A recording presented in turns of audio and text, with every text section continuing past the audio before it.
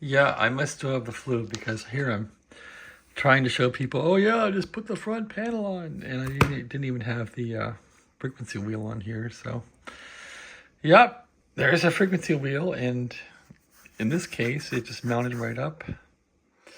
That's not rubbing the knob, which it does sometimes. It's not rubbing the sides here, so got lucky.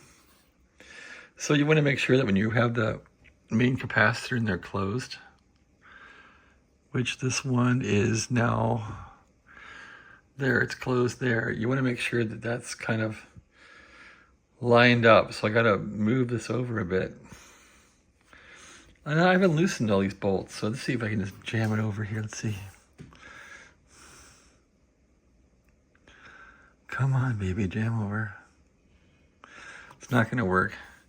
But anyway, you want to make sure that when you take us through this whole range of motion, that when this thing's open, you're enclosed. You're kind of here and here. So you want to make sure this works right. That's where I'm at now. I'm trying to get the frequency wheel accurate. I'm pretty close. And once that's done, and you do that by unloosening those little screws on the gear there. Screws on the gear. You can see them down there. They're now hex screws with this new one. And so we'll do that.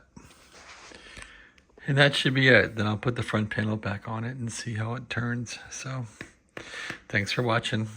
Sorry I'm so sick sounding, but I'm still sick.